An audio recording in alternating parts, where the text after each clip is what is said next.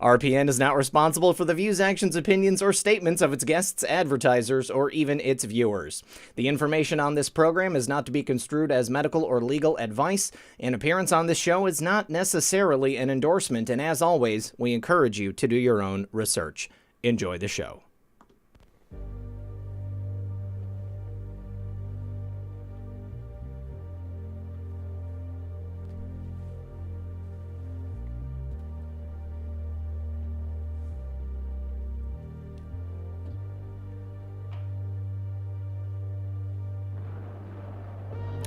Good evening, everyone. You're listening to Red Pill 78. As always, I am Zach, the corruption detector, and this is another edition of Red Pill News for Saturday Night Livestream. Joining us in the studio tonight, my good friend and candidate for Senate in Ohio, Mark Pikita. We're here to take out some rhinos.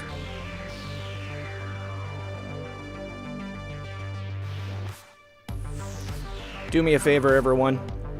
Please consider liking and sharing this broadcast. Help us break through the algorithm. Without your support, I wouldn't be able to do this.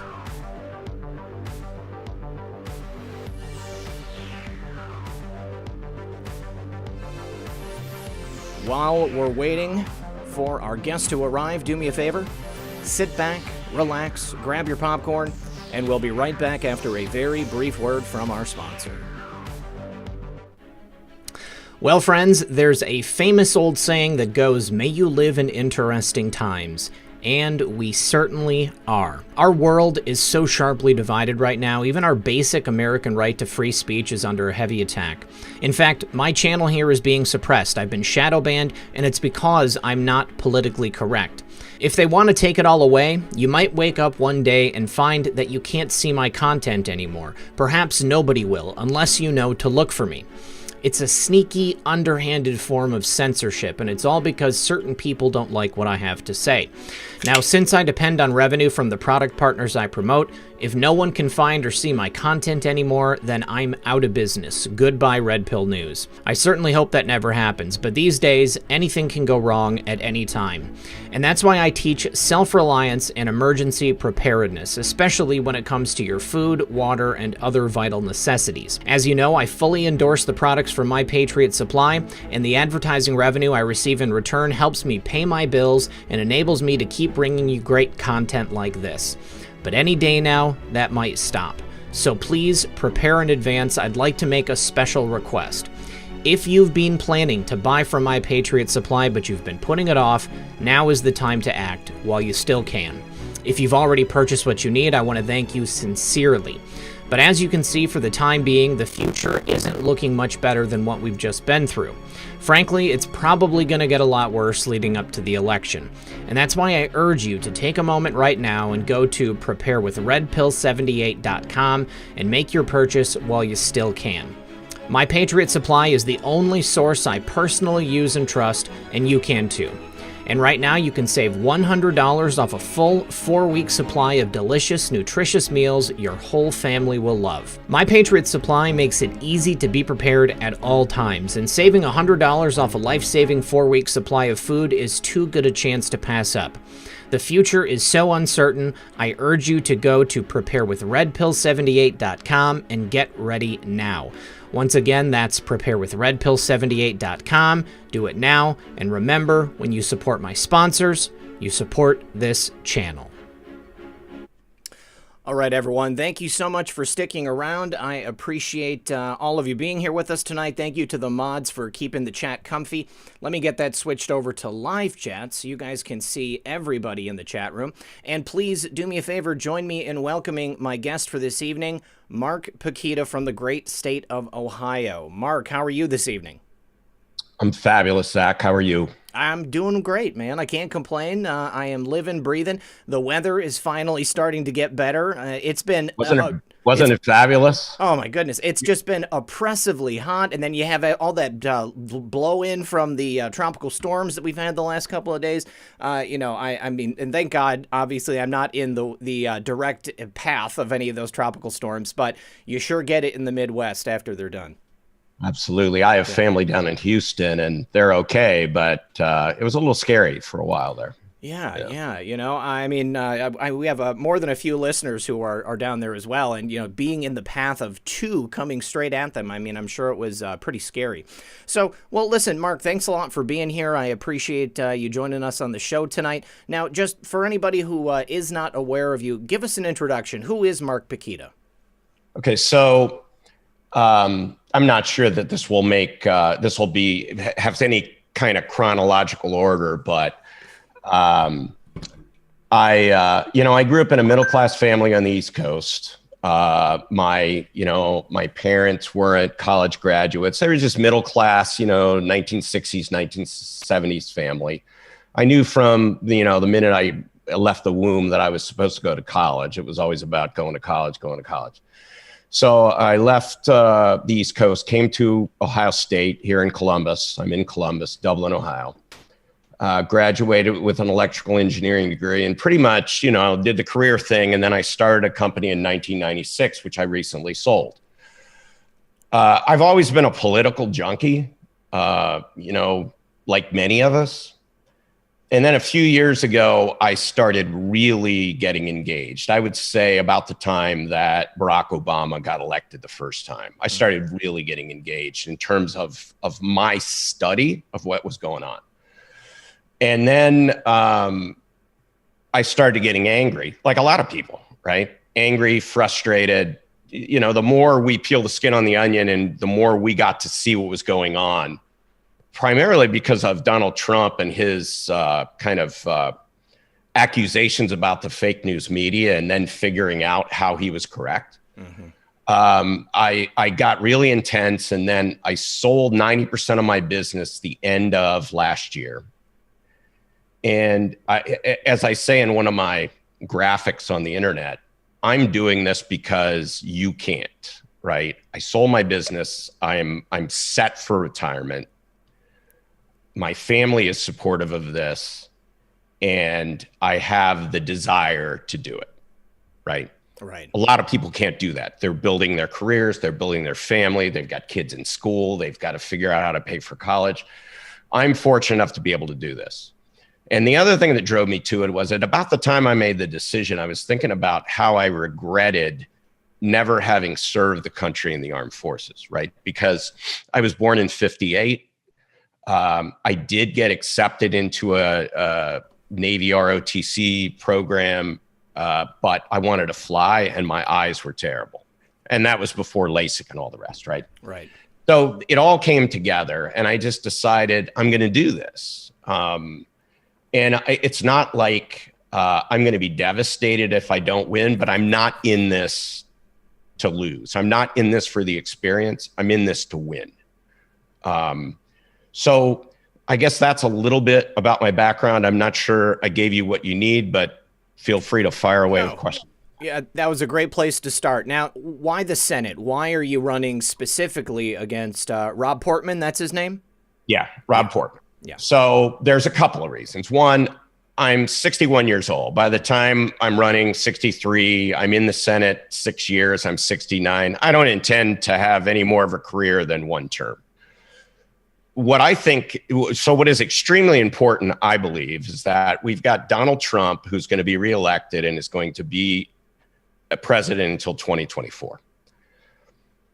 In 2024, I mean, the 2024 election may end up being more important than this election, or as is important, because when he's gone, what is going to happen afterwards? I've spent a lot of time in DC. I've got family that lives right outside of DC. I lived in DC when I was a kid. I understand how deep and wide and murky the swamp is.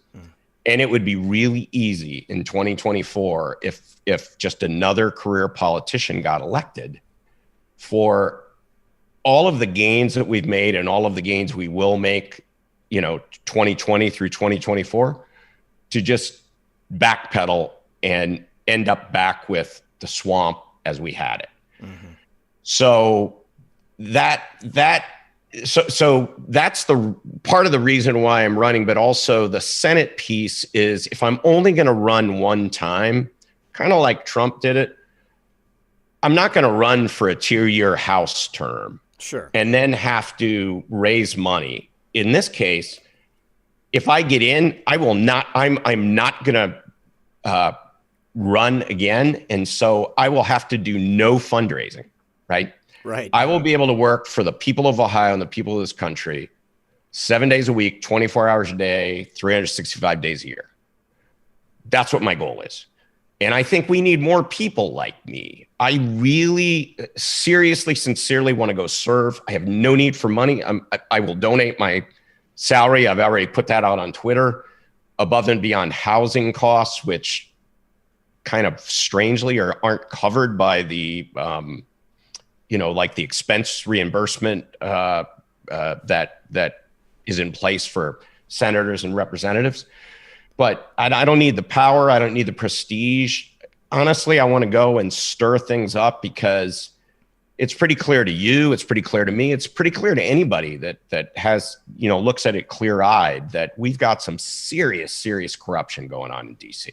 Absolutely. No, I completely agree with you. Now, I'm not that familiar with Rob Portman per se, but is he a Republican? And what is his opinion? And what is his open and stated opinion about President Trump and the job he's doing?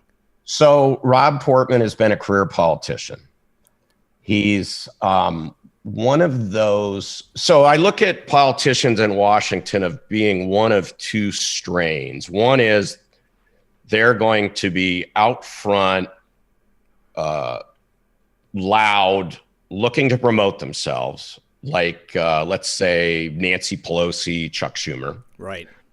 And then there are the fly under the radar, keep getting reelected, collect all kinds of money, keep it, uncontroversial, play it right down the middle, play everything by the polls. The latter is what Rob Portman is. He's been a career politician, came from a wealthy family, private schools, not public schools, went to Dartmouth, University of Michigan Law, practiced law for a couple of years at some firm that I'm sure had some connection to his family. And then he's into politics and he's been there ever since. He's a rhino. He's voted against Trump many times. I'm having a hard time understanding why Donald Trump seems to be so supportive of Rob. It's kind of interesting. It's kind of like the Lindsey Graham relationship, right? I don't think many of your viewers will say Lindsey Graham is a guy that you'd want to go, charging to the front with him behind you because he might turn around and run away, right? Yeah. I think Rob Portman is possibly the same way, and I think there are many people in Ohio that feel that way. I've gotten some interesting response and reception from people. Like I didn't know how much angst people had about Rob Portman being their senator.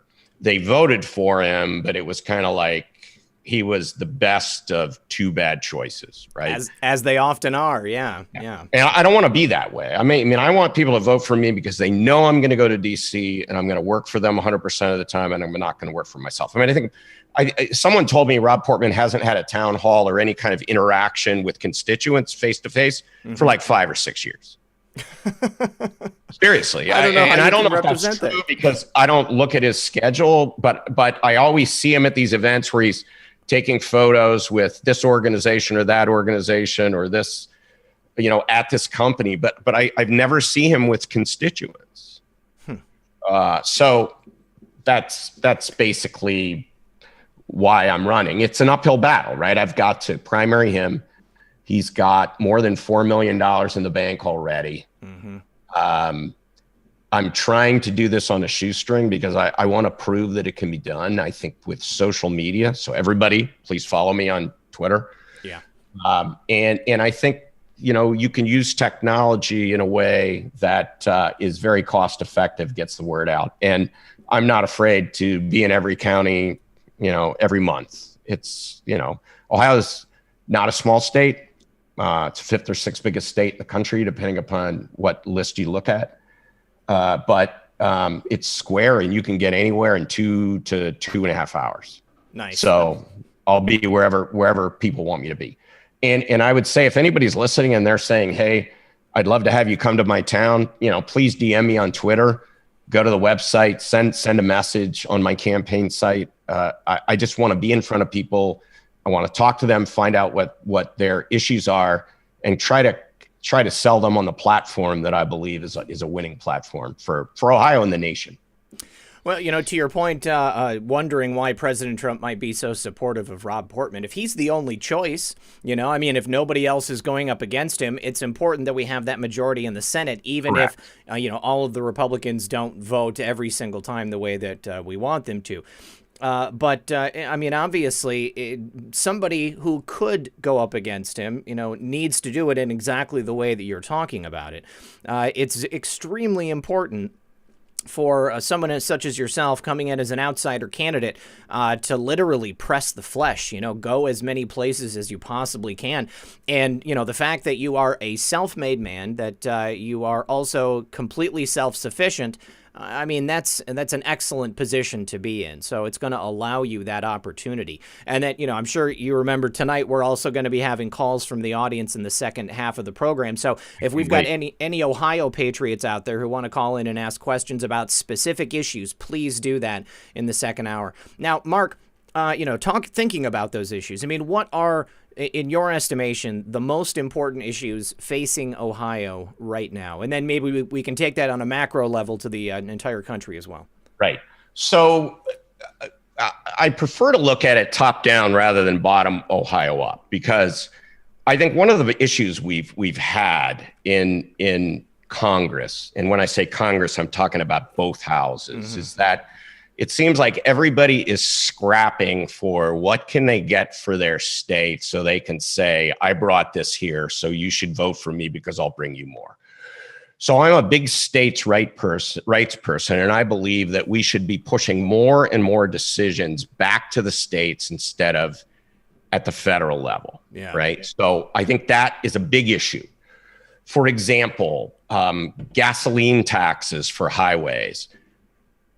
We have a Fed tax that everybody pays. It goes to Washington, and then Washington decides where it goes.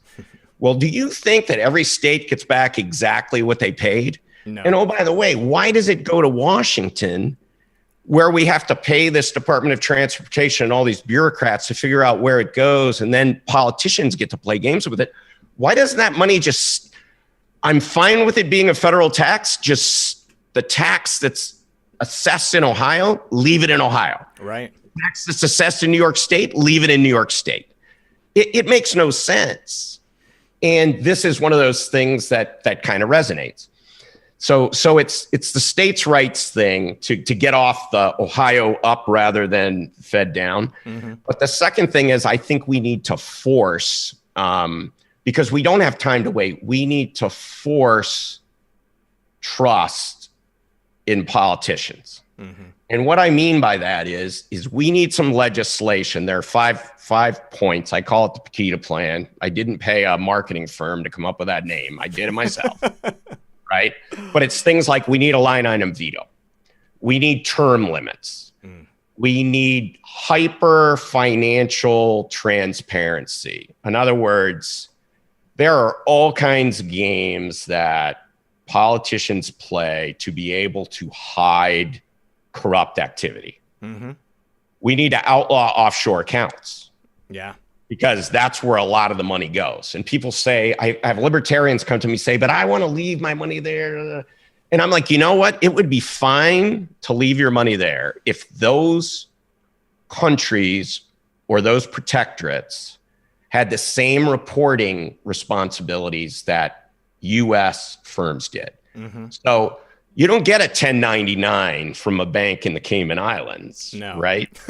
Right? You got to self-report, right? So if that reporting, and there has been talk about this reporting internationally for years, and nothing has ever been done.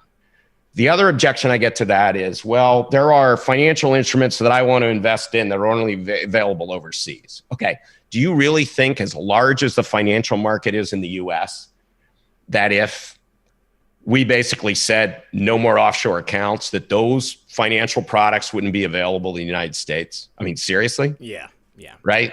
I mean, I was born at night, but it wasn't last night. Of course they would be available to us. So it's that trust. For example, I believe that there should be only public-only lobbying. In other words, if people want to lobby, it's fine that I meet with them, because many lobbyists have good ideas on legislation, data to be analyzed for legislation. But then there are those lobbyists that aren't quite as credible and quite as honest. So we're in the age of technology. Meet in a conference room, webcam, allow it to be streamed. If it's such a great idea, why wouldn't they want to be able to get it out to a larger audience? Yeah. Right. So it's things like, I think that is the most urgent and important issue we've got to reinstill trust, or maybe for the first time instill trust through the use of legislation and technology in politicians.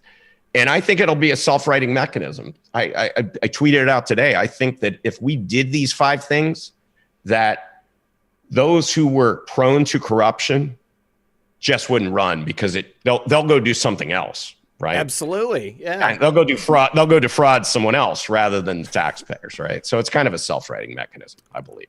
I completely agree with you. You know, this type of transparency is obviously unheard of in Washington, D.C., and oftentimes it's the kind of pet issue that you might hear politicians, you know, speak about needing, but then when it comes down to it, they never truly do anything. And that's because they're looking to keep that job. They're looking to stay in office, to milk as much money as possible out of the taxpayers. Now, in terms of term limits, what are you thinking? You thinking 1 single term, 2 terms? 12-12, right? So, and let me explain my logic behind that. 12 years in the House, right? 6 terms. Yep. 12 years in the Senate, 2 terms. And then we've got 2 terms as president. So if you do the math and figure out the age, so if someone decided they wanted to be a career politician, God bless them, right? They're in 6 years in they're 12 years in the House, then they've got to run for Senate or for the presidency, right? Or they've got to sit out and run again, but not for the House, right? Once you do your 12 years in the House, it doesn't matter if you sit out, you can't come back. So this kind of handles the objection that people have of, we need experienced parliamentarians. We need people who understand the rules of the Senate and the House, which are quite complex. And I think it takes a new senator or a new House member a while to understand them, because it's not something they study prior. I've downloaded them. I've printed them out. I've been scouring them, but I think I'm the exception, not the rule. And I'm not running until 2022, so I have the time, right? Yeah. But I believe that 12-12 is a balance between no term limits and drastic term limits that allows for that kind of turnover in the House and the Senate without it being so draconian that it just becomes out of control.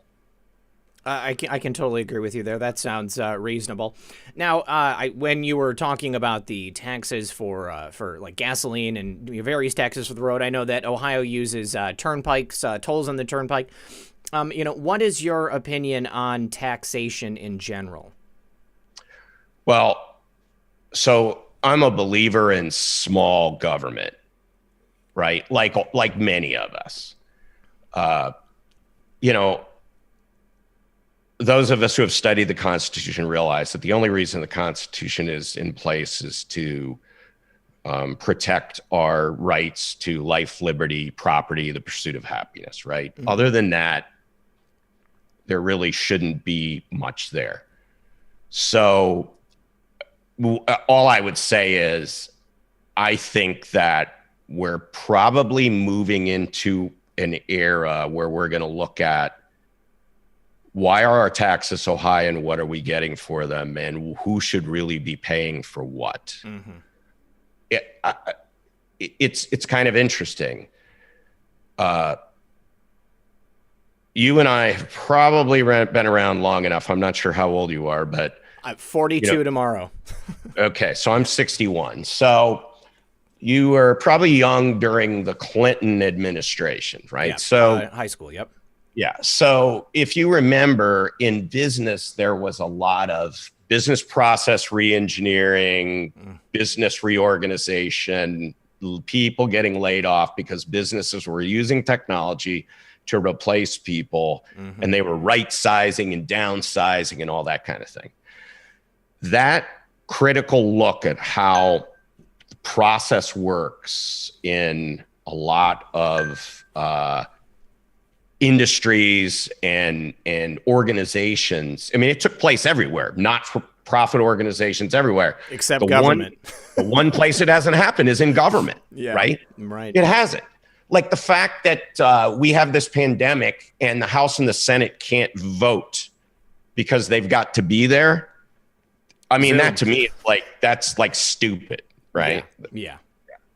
So I believe, so first of all, I believe we ought to push the decision on taxes as close to the individual that's paying them as possible. So as I said, I'm a big states' rights person. I think we need to get as much pushback to the states as possible.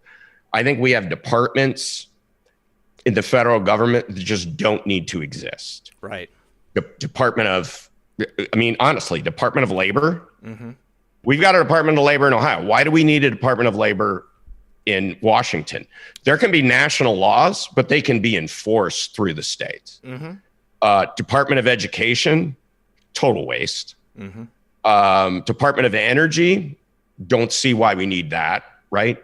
Even the Department of Transportation, I don't understand. Like, there could be laws passed to require states to do some things, but why we're funding this massive and huge bureaucracy in a lot of these areas is just crazy to me. Yeah. And it gives rise to, like we saw during the the COVID recovery bills, it gives rise to all kinds of pork. I mean, I went through that first bill. I mean, the Kennedy Center, please, come on. Right. Native American museums. Seriously. I mean, really. So anyway. I mean, yeah. That's kind of my take on that. I'm with you on that. All right. So, what other major issues do you see facing Ohio and the federal government? Things that you would potentially look to change if you were elected? So I think that we have, and these are going to be in no particular order. Sure. I think that we have. Happy birthday, by the way. Oh, thank you. Just mentioned that was your birthday. I'm sorry. It's okay. Mine's in November, but. I think that we have been remiss in figuring out how to handle issues with mental health. I would agree with you. Yeah. Okay. I'm not sure it's a federal issue, but it might be something we discuss at the federal level and push down consistently to the states. But I mean, we look at every large tragedy, and ultimately, 90% of them come back to this person had or has a mental illness. Right? So I don't have the answer yet, but I do know that I believe the cost benefit analysis would say, if you want to look at it purely as numbers, which I don't think we should necessarily do, but if you looked at it just on a cost benefit basis, the benefit of providing those services to the American public will be the cost will be far outweighed by the benefit. Yeah. We just don't have enough of, those kind of services available to the people who need them. Yeah, I would agree with you. I mean, wasn't it under Nixon in the 70s when they kind of gutted the national mental health system? And and then everything just, crime exploded. You had an explosion of homelessness. What is there an issue with homelessness there in Ohio? I mean, is it very prevalent? I would say it's kind of, it's not New York. It's not California. It's also not Iowa. Right, it's Ohio. I mean, we have several large cities that are in the top 30, 40 cities: Cleveland, Cincinnati, Columbus. We've got Dayton and Akron, and it's definitely a problem. And I think that's something we need to look at. Like, I have absolutely no problem with social programs for those folks who can't help themselves. Sure. But I think that we have social programs and entitlements in place that are counterproductive to what the goal was in setting them up, or at least the goal that was stated to sell those programs to constituents to get them enacted. Right. So what about the revitalization of cities? I mean, you mentioned Cleveland specifically. I mean, I've been through Cleveland. It's, I mean, it's like Detroit, it seems like. I mean, Detroit was gutted with the removal of the auto industry, and I understand there's been some similar things there in Cleveland. I mean, how is it going there? So Columbus is in good shape because Columbus is a very services-oriented town, right? It's got the state government here. We've got the Ohio State University. We've got some big employers. Cincinnati is in good shape. Cleveland, the smaller, like the mid-sized cities like Dayton and Akron and Canton and cities like that are I believe, hurting. And they're hurting because of really bad trade policy that we've all seen. If we brought back, so people look at manufacturing as, they say, well, let's bring back manufacturing, that will bring back jobs. But it's a much deeper and much more complex issue than that. So think about this, right?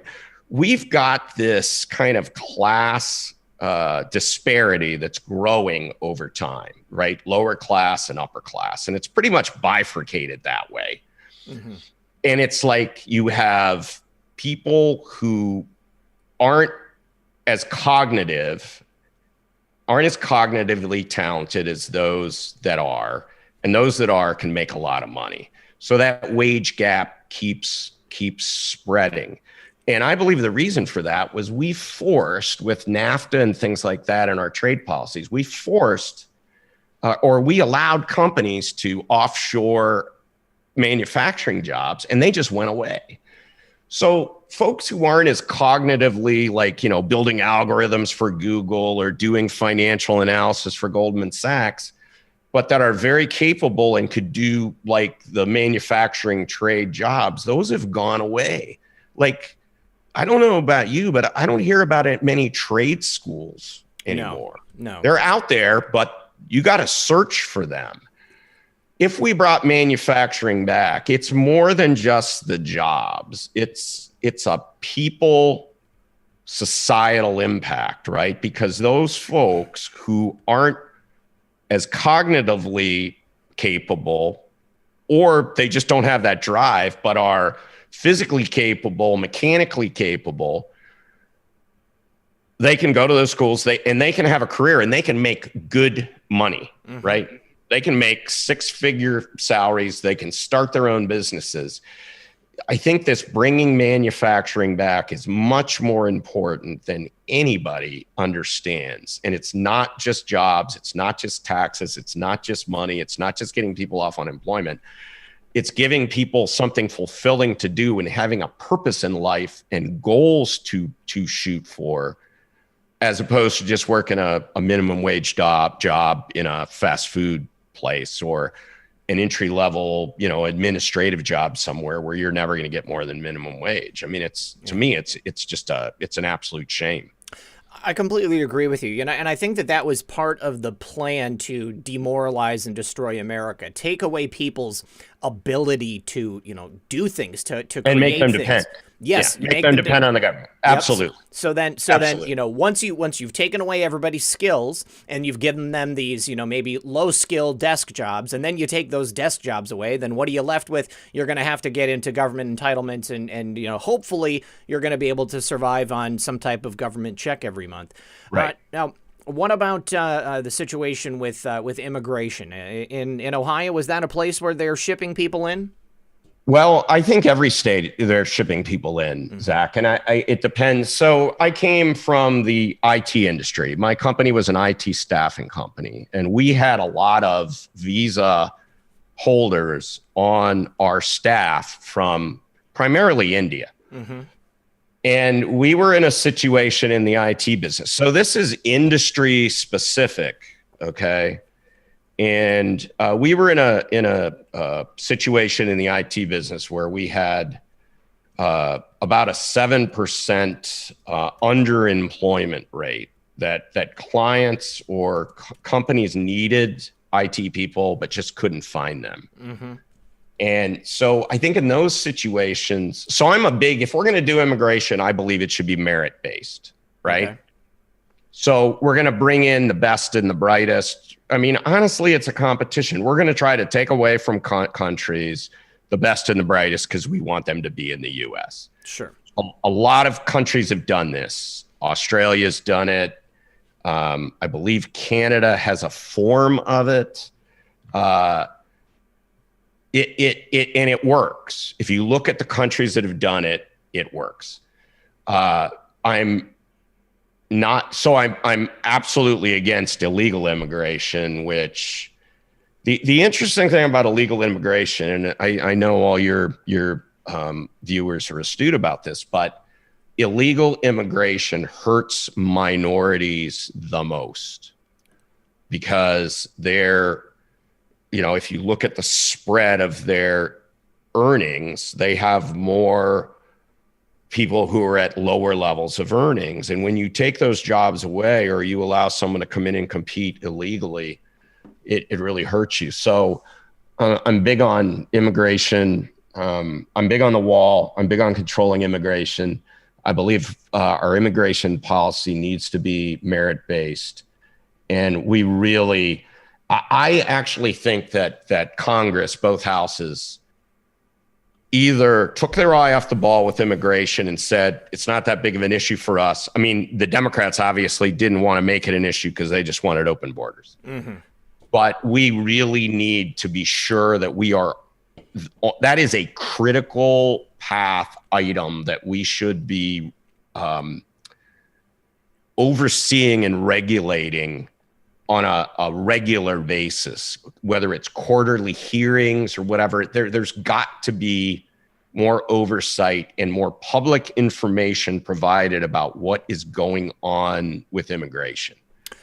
I mean, we know that we lost track of hundreds of thousands of visa holders, right, who just disappeared into the vapor in the United States.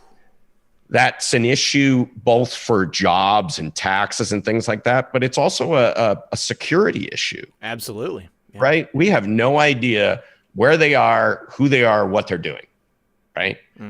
So we need to get a hand on that. And you cannot tell me that we do not have technology solutions that could help with that. Oh, no, right? Of course not. we're talking about, 340, 350 million people. I mean, a database of 350 million people is tiny these days, right? There are databases with billions and trillions and terabytes of data. Yet we can't manage, I don't know, a few million visa holders. They can intercept and log every single person in the United States call activity for an entire day. And record it in Utah, right? And be able to pull it up with metadata and deliver up that unmasked information to the Obama administration. But we can't track those people? No. That's nonsense. I don't buy it. I don't buy it for a second. Nonsense.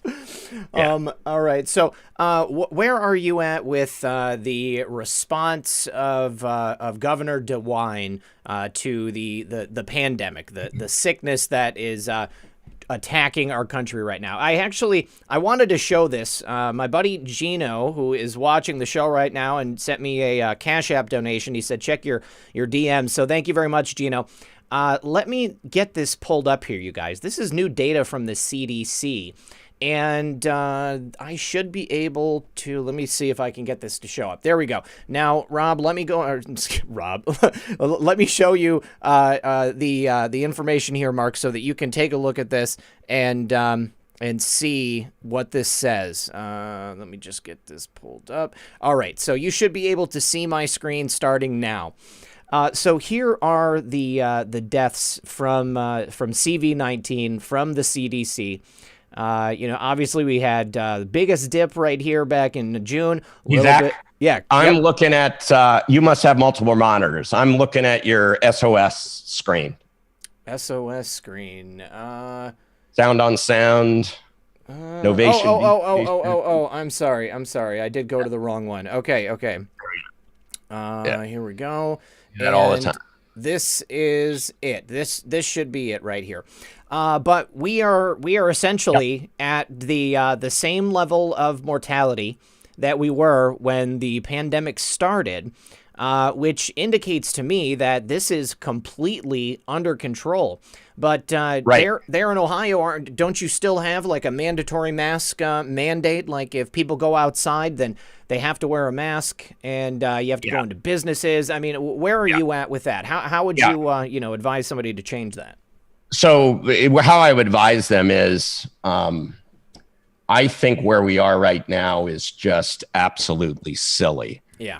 You've seen that graph. I've been tweeting about it for literally months now. It has nothing to do with cases. So, for example, many people don't know this, but if you go into the hospital, right, and you're having a procedure done and they find out you're COVID positive, but you're not displaying any symptoms, right? You can't leave. They'll put you in a COVID ward. Let's say you had a gallbladder out or something, and it's not it's not like you're going to be intubated or anything like that. You end up in a COVID ward and you stay there until you have, I want to say it's 3 negative tests, right? So you've got to have at least 4 tests. Every one of those tests that comes back as positive, so maybe it's 3 out of 4, or maybe it's 5 out of 6, is counted as a separate case. Oh, you're kidding me. When it's reported to CDC. Oh. And this is not baloney. I've talked to people who are in the medical profession who are seeing this day to day. And it's my mom called me the other day. My mom's 88, right? She's all over the politics. And she called me and she said, hey, I got a call from my friend in, I'm not going to use her name, my friend in Arizona. And she said that, was talking to one of her neighbors who's a nurse in some, intensive care unit in this hospital. And Mark, did you know that like to get out of the hospital, you have to have these 3 tests and every one of them counts? And I'm like, yeah, Mom, I knew that, but I'm kind of surprised you do. Like you figured that out. You found that out. But I mean, it's ridiculous. And it's why the Democrats are pressing on the case count, because they got nothing else to press on. Yeah. They also don't press on the deaths per 100,000 in population, because we're way down the list from, so Sweden, who's been touted as they handled it the right way, they have more deaths per 100,000 people than we do. Okay.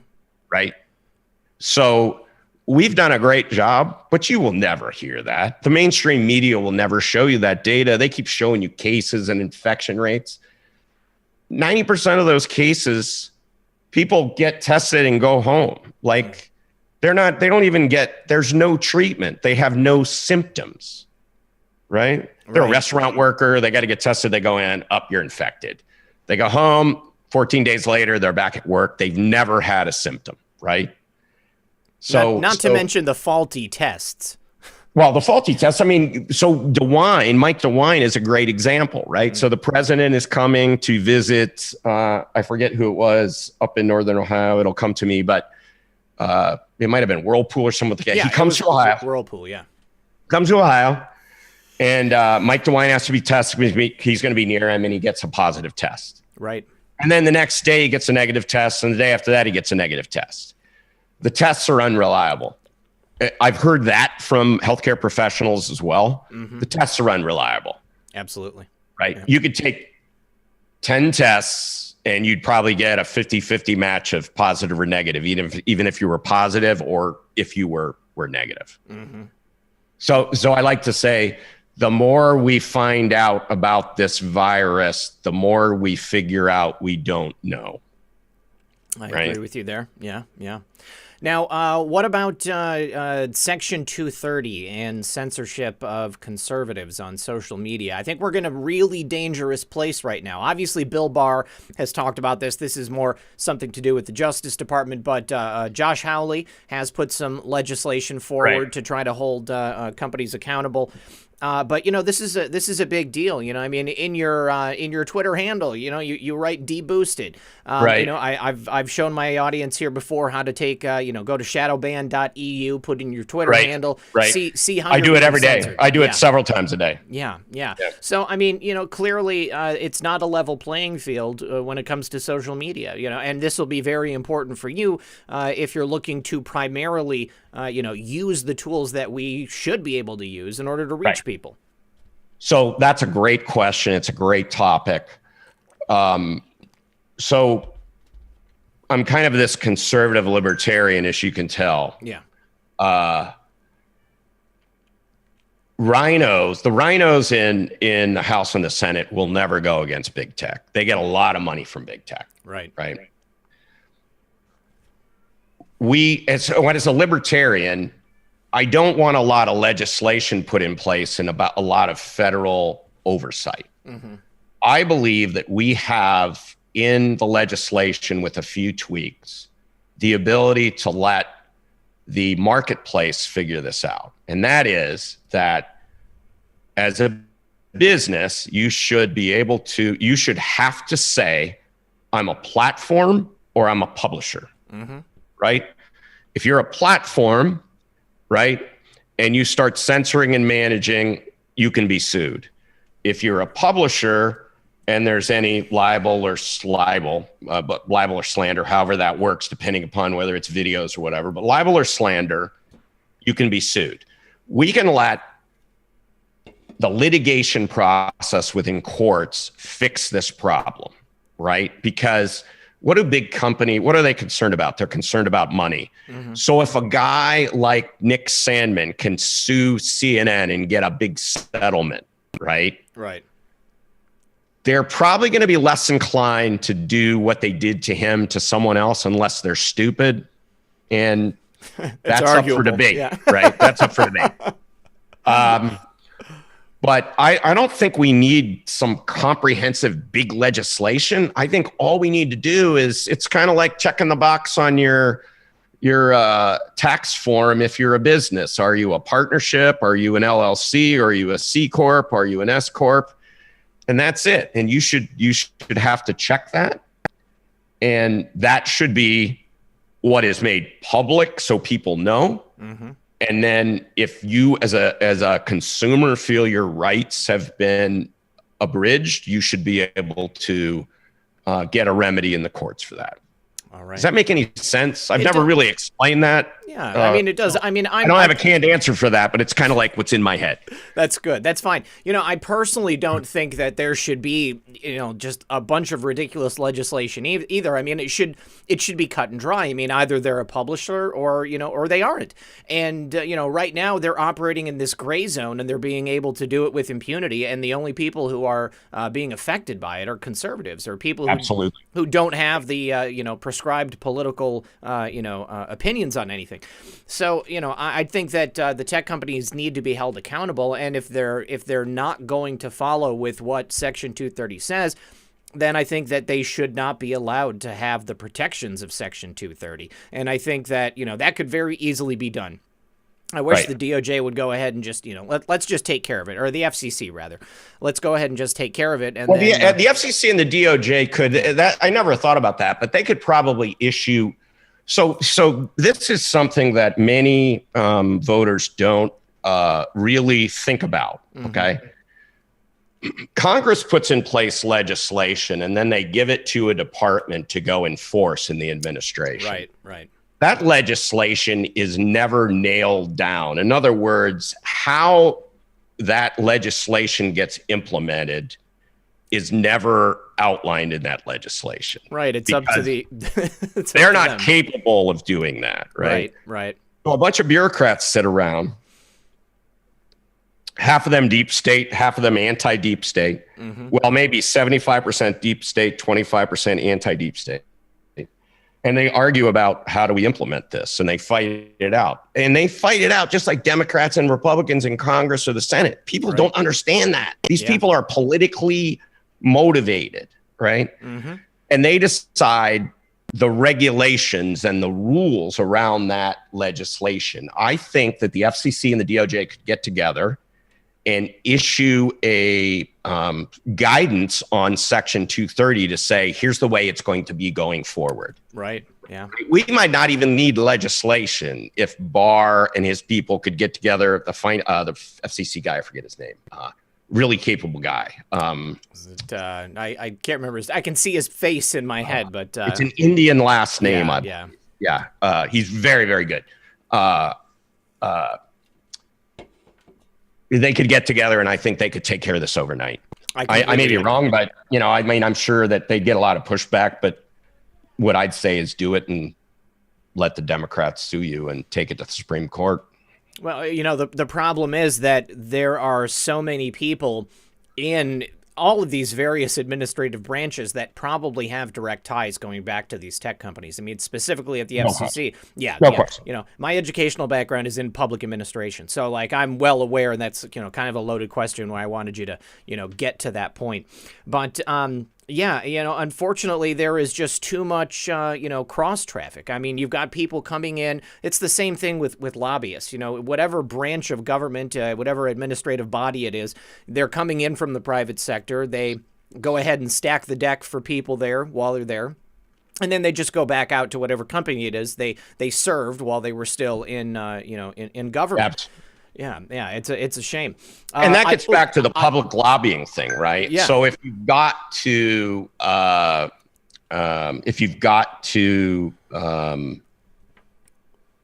if you know you're going to be your material is going to be open to the public purview, either in real time or archived. You're going to be careful about what you do, right? That's kind of that forced trust thing that I was talking about. I like that. Yeah, that I think would solve a lot of problems and get rid of a lot of pork. I completely agree with you. Okay, so it's Ajit Pai. Ajit Pai, yeah, yep, that's right. Ajit Pai, the FCC chairman. All right, oops, I just dropped my phone. Hold on, I just thought a question came through. Maybe I was wrong. Let's see. Yep, on PayPal. Let's see. Kathy says, love your show. You're doing an awesome job. Thank you very much, Kathy. I appreciate that. You sure she wasn't talking about me? She very well could have been. Let's see. This is my wife and I love your show, Zach. God bless. That's from Bedard. Thank you very much. Also, Michelle just said thank you. Appreciate that, Michelle. We also had Valerie. She says, thank you for all you do and happy birthday. God bless you. Thank you, Valerie. I appreciate it. And then another Valerie. Thank you very much, Valerie. Then Catherine. Thank you, Catherine. Then this is actually from 2 days ago. I don't know why I'm getting the notification now, but Hey Jude, early birthday present. So thank you very much, Hey Jude. By the, well, actually, we're going to be going off the air just before my birthday tonight. So at midnight, I will be celebrating with Real Red Pill Girlfriend. Yeah. All right. So, one thing that... Zach, let me interrupt you for 1 second. Okay. I'm going to do this, and you didn't ask me to do this, but... So first of all, I think you've got a great viewer base who contributes to what you do. Mm-hmm. And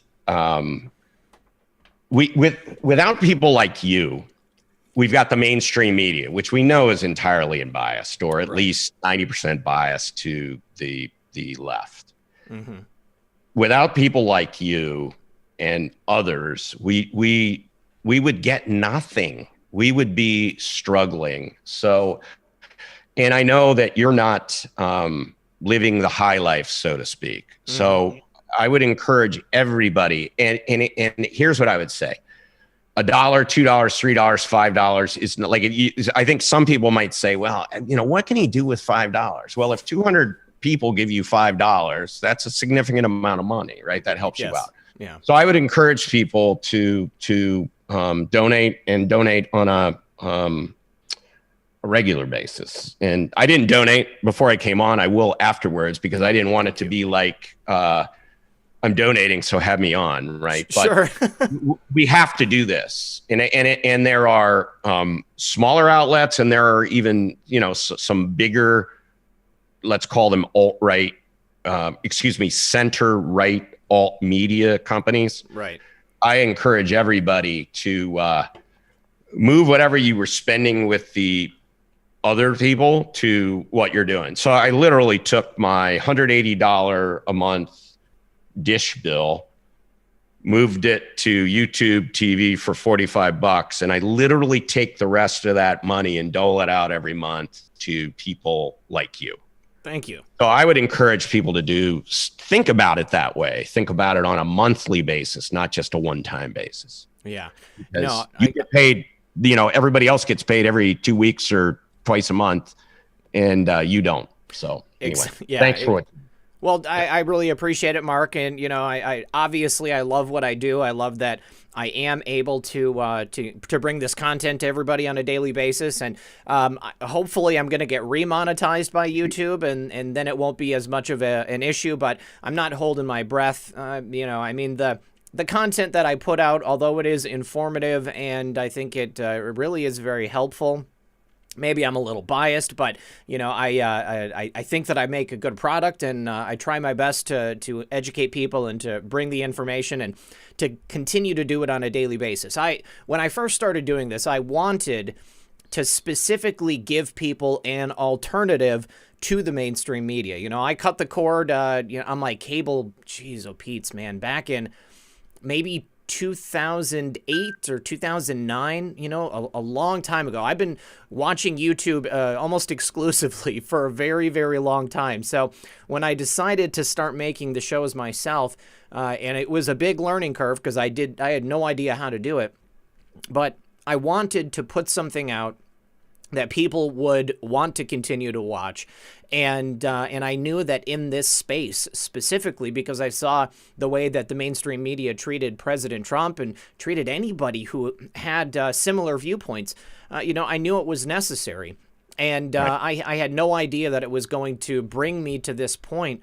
But I'm very blessed to have, been, handed this by God. I am so blessed in so many different ways, and whether or not YouTube reinstates my monetization, it's something that I'm going to continue to do. And you guys know that I don't actively go out and ask for donations. I'm very appreciative when you guys give them, but anybody who does or anybody who ever has, I want you guys to know that it's so very, very, very, it means so much to me. In so many different ways. The fact that knowing that you people are out there and we're creating this content together, because I literally could not be here doing it without you and without your help. I mean, whether it's just liking and sharing the show, or people who do subscribe like through Patreon or Subscribestar, or send the donations through PayPal or Cash App.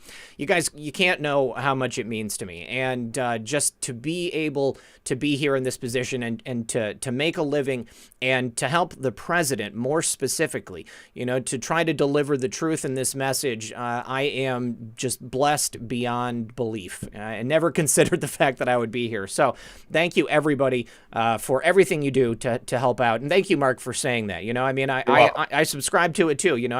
After I quit paying for cable years ago, I wanted to do whatever I could to spread that money out to other people in the alternative community. Yep. So, and one thing to note when you think about this is the primetime liars, right, make millions of dollars a year, folks. Mm-hmm. It's crazy. And you're paying for it, right? I mean, we're paying for it. Yeah. One way or the other, we're paying for it in products we buy. They send their money to the big networks for advertising. I mean, it's pretty crazy how pretty crazy the uphill battle we have as conservatives in this country to fight not only the liberal or leftist socialist adversary, but also this industrial complex that has been put in place in the media and also in large businesses to just fight against it. Sometimes people don't understand, like Wall Street is primarily Biden supporters because they know Democrats are corrupt and they can pay them off. Yeah, exactly. Right? I'm not suggesting there aren't Republicans who can be paid off. All I'm saying is it's really easy in the Democrat Party. Absolutely. Yeah. I mean, this is something we talk about quite often. Corruption knows no political party. I mean, it's across the board, perhaps with the exception of third-party candidates, I mean, because all the money is going to the Republicans and the Democrats. You already know that. You guys just want to check on how many people we've got here. We've got just over 2,300 people here, 1,200 likes. Please do consider liking the show and helping us get the word out. We're going to take our first caller, my buddy Drunk Pinata, who has a show of his own. Let's get him on in here. And we'll just get his audio. Drunk Pinata, are you there, buddy? I'm here. How you guys doing? Excellent. How about yourself? Doing all right. I have one question, especially as someone who is going to be an aspiring new senator. How do you feel about term limits? I know there's a certain amount of time that it takes to learn the job and come in. Like, what do you think is a good amount of time or a good amount of terms for someone new to come in and handle the job? Right. So we talked about this a little bit earlier. So I apologize to anybody who thinks this is repeating, but I'm big on DP. I'm big on, I've analyzed this. I've looked at it. I'm big on what's called 12-12 term limits. So that would be 6 terms in the House, 2 terms in the Senate, right? And then you'd get 2 terms as president if you made it there. And that kind of bridges the gap between, very draconian term limits and no term limits at all in terms of, as we talked about before, understanding parliamentary procedure, but more importantly, the rules of the House and the Senate, it's a volume. And there's all kinds of tricks in there that you have to understand, right? I mean, if you look at it, I would encourage people to go to the Senate. I think it's senate.gov website, the house.gov website, whatever it is, you'll be able to find it. And the rules are there. I mean, you can pull them down and they're a PDF and it's a volume, and start reading through it. And you look at it and your eyes roll. You could be a lawyer and your eyes would roll back into the back of your head because it's crazy. And then on top of that, you've got the Rules Committee. So every time something's going on, every time there's a hearing going on, the Rules Committee meets and decides how that's going to go, right? So we saw with these Schiff hearings, right? They kept saying Republicans can call any witness they want. But they didn't add that those witnesses had to be approved by the majority of the committee. Right. And the majority of the committee was Democrat, and they voted down virtually all of the Republican, the witnesses that the Republicans put forth. They weren't allowed to bring them to the hearing because they got voted down. I mean, people don't understand. I think that was HR 609. If you pull that down and look at it, it's only a couple pages. It's basically like, you can do that, but we get to tell you can't. You can do that, we get to tell you can't. So getting back to your story, it's 12 and 12. I think that's a good moderate number. I could probably be convinced, as most people could, to make it 6 in the House and 12 in the Senate or whatever. But I think 12 and 12 is good. And I think that, so if you're in the House and you really want to stay in the House, you're looking to be the Speaker, you're looking to be the majority or minority member, or the minority member, you're looking to be a committee person. If you're in the Senate, you're trying to do the same thing. if you're going to be president, you probably are going back and forth. You don't care. But if that potential for that brass ring isn't as like, look at Nancy Pelosi. I mean, she could be there. She could have been there forever. Hopefully, not Seems hopefully. like forever. You'll be gone in November. Yeah, but I mean, she would have been gone decades ago, right? If she had those term limits. So I think I also think they're self-writing. So you can't become a criminal in 12 years in either one of those houses. I mean, maybe you can, but you're going to get, it's a self-writing mechanism. You're going to be gone. So the longest we have to deal with a bad decision is well, maybe I should put it a different way. Do you think the reason why they tend to say we're going to, we need to have people stay in there longer because they know the procedures? Maybe there's another way to say it where, look, we're going to have a introductory period where we're going to teach everyone the rules and try to front load it as opposed to you're going to learn over time. Yeah. So that's a great idea. I mean, I want to say that their kind of course for novices is like a week. It's like a week long or less than a week long. And I don't think it's going through procedure. It's taking them around, showing them where the bathrooms are. Right, I mean, right. Seriously. This is your intern. You remember AOC doing those videos of, oh my gosh, it's so great. We're here. I mean, yeah. So yeah. Yeah. And, honestly, okay, this is 2020. You could take those rules of the Senate or the House and put them on some kind of self-paced learning with tests and make people qualify. Make a skill share for it or something like that. Yeah, exactly. I mean, if anyone's spent any part of the time of a company, they have all these self-learning classes that you have to do. Right. They could do that same kind of thing. They absolutely offline, outside of their actual job that they're getting paid for. But so now you might be convincing me that 6 and 6 work, right? Because if you get people up to speed on the procedure, I just think the shorter we can make it without compromising the ability of the government to function, the better off we are. Sure. I think that's a good question. Or that's a good answer. I'll leave it at that. All right, Drunk Pinata, thanks for calling, brother. Does your wife know you're on the show? Well, my son is trying to bang through the door. So, okay, all right. So no. All right, brother. Well, thanks for calling, man. I appreciate it. Daddy's doing Excel spreadsheets. All right, we'll talk to you soon. Peace. Thanks. Yeah. What's really important to me? I think that when people are in Congress, there should be some rules specifically precluding them from profiting from the information they receive from the course of their duties. So I think that that their investments should be halted. I think that they shouldn't be able to take the information and profit off of it. I think that they should just be getting paid to be in government.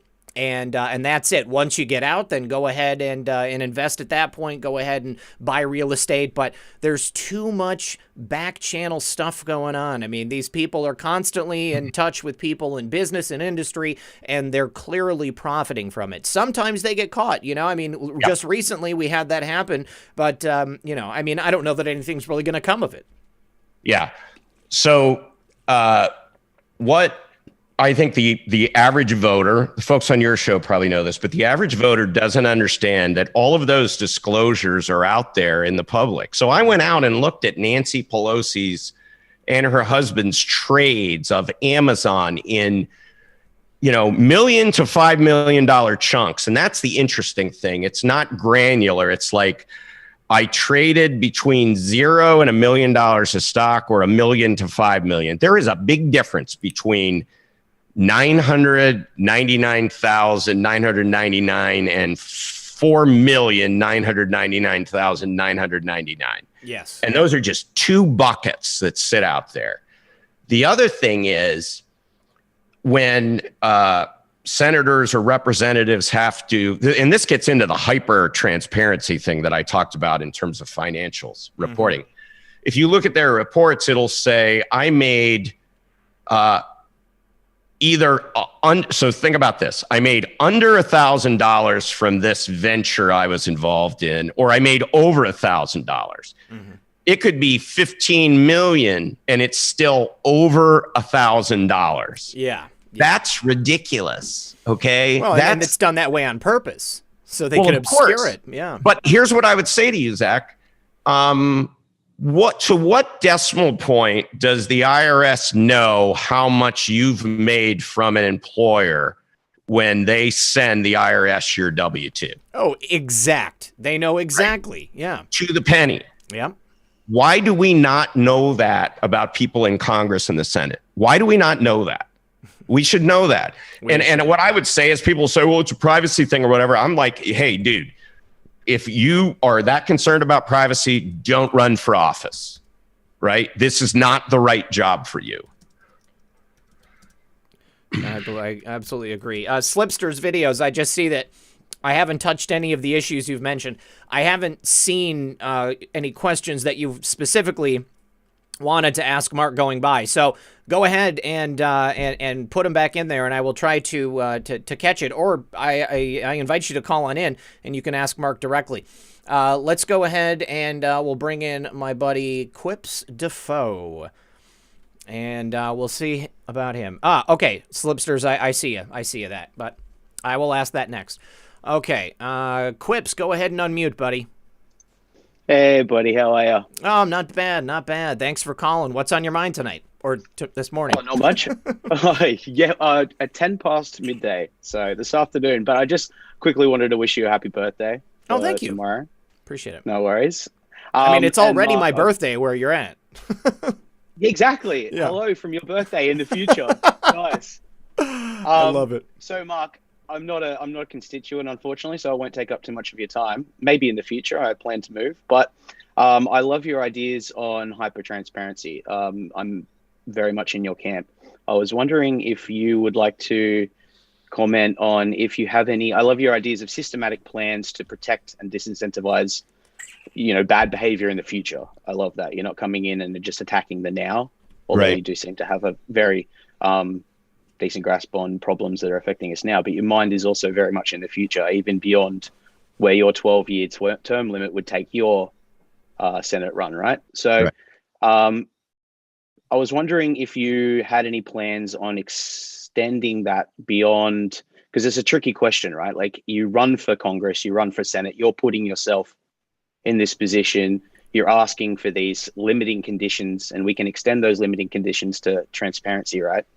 However, I see a lot of the problems in government being from people in continuity of government, intelligence agencies, et cetera, who are just employees, et cetera. They don't run, they don't have term right. limits. In the administrative branch. Exactly. Like, I was wondering about transparency also with foreign relations, the Department of State. Would you advise extending these transparencies to, say, the US's relationship with Five Eyes? It's a tricky question, right? And I'm not coming at you. I'm not. I'm not a big policy guy. I was just wondering if you had any thoughts or plans if you get in 2022. So it's a great question, and I haven't really thought of it because it's kind of like we've got this pile of problems, and I'm big on that. Some people call it the Eisenhower chart, right? So it's 4 quadrants, urgency on one side and in importance on the other, right? And I see getting trust back in our politicians as the number one item, right? I mean, number one strategic item and also tactical item is we got to get the corruption out of Washington, right? What you're talking about, I really haven't thought about, other than the fact that we know there's this deep state. We know there's this anti-deep state, right? The deep state probably outnumbers the anti-deep state, but the anti-deep state has right on their side, and they really understand the process and they're going to adhere to it, right? So I think that, I mean, you just like sent me into a different orbit here with this, because that transparency thing should probably be driven as far down in the government as we can drive it. And I'm just talking off the cuff right now, because though, as I said before, those people sitting in those different departments are building regulations and rules that shape that legislation in a way that it may not have been intended by Congress.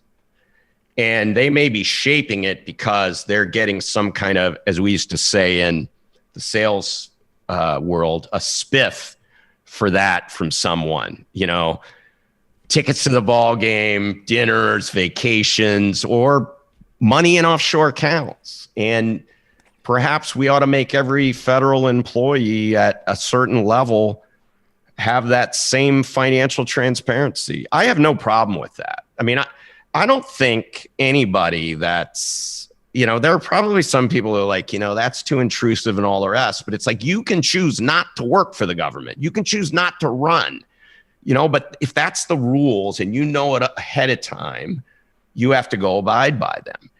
And I see no reason why we couldn't have that kind of, and just thinking off the top of my head, why wouldn't we have that same kind of financial transparency in the administrative, you know, departments and agencies, especially with these people who are lifers, as they move up the food chain and the chain of command? You know, I mean, we've seen Lois Lerner is an example, right? You tell me that she was doing the things she did during the Obama administration. I would bet you that if you dug into her finances and her history, that you'd find something, right? I can't believe her name escapes me. The assistant attorney general, the gal that just testified. I can't remember her name. Sally Yates? Sally Yates. Yep. My mind, there's something really rotten there in Denmark. Okay. Absolutely. If you looked at her and you went into all her records and stuff, I'm pretty sure if you got a forensic accountant and they went to town, there's something there. And I would say that that's probably the case with a lot of those folks. They don't get a lot of money for what they do, but they swing a lot of influence, and I guarantee you they're getting paid for that influence. So we got to knock that. Yeah, look, I totally agree with you. I'm like at this stage, wow, you've been totally candid. You have my vote at this stage. But I'm totally if you want to run for... Wait a minute. Are you a Democrat? You're not. You don't live in the United States and you're going to vote for me? Are you a Democrat? No, hey, I'm a U.S. citizen. Yeah. But I didn't know that. I'm sorry. Yeah, sorry, dual citizen. Yeah, but I think I've looked it up. If I voted, I'd be looking at my father's previous residence, which was years and years ago, which would be Massachusetts. Okay. Which is where God I'd be bless voting. you, man. I've made the decision. I'm going to move there in the future, but I've made the decision not. It's a great place. Yeah, I've been there. I do love the place. And the freedoms that the system of government that has been set up in that country, affords its citizens is second to literally zero. Right. Yeah. Where are you now? I'm in Australia. Oh, okay. You're not in New Zealand. No. I mean, holy cow. Take your pick, though. It's spook central, both places down here. I'll admit, but I did mention that Five Eyes thing before. Mm-hmm. But I am fully in your camp. I've played around with the idea of if you run for office, you should be on a webcam 24/7. Yeah, I've said that. I've actually said that, dude. Yeah. Cops have to wear body cameras. Why shouldn't politicians? Oh, it makes so much sense. I don't get it. I mean, I've talked about webcams in the office. If someone wants to watch me meet with, whoever, I don't care. Right. I just don't. It's a balance to power, right? Like, I'm a gamer. I'm a younger guy. But if you're playing a game and a character or a card or whatever is OP, they're overpowered. Game developers have the opportunity to slap limitations on them, downsides, to balance that overpoweredness, etc. Why can't we do that same thing with societal systems? Right. I don't understand.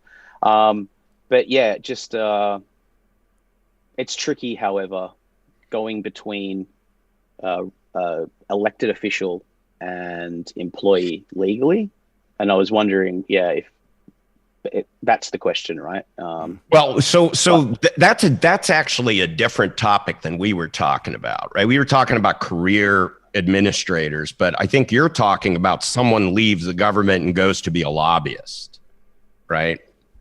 Well, even that, yeah, that's a problem as well. But I was also talking about, just government employees as well. I think under a jurisprudence. Them leaving. I got it. Them leaving to go work for a contractor they may have given contracts to, or been part of the contract. Yeah. That's a tough one. We spend a lot of money. I mean, I think the way to solve that is to have the federal government smaller so we're not spending as much money and move it. So I always say this, why don't we move stuff back to the state so at least people can drive there to wring the neck of their senator or state senator or representative. I agree. Right? They can go there and they can see them physically rather than, you're in Hawaii.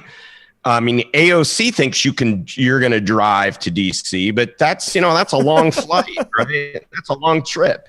Well, it's in the name, isn't it? United States, like it's supposed to be encouraged. Sure. Right. It's a federation of states acting collectively as a nation. It's just, I think some people in the government have lost track of that.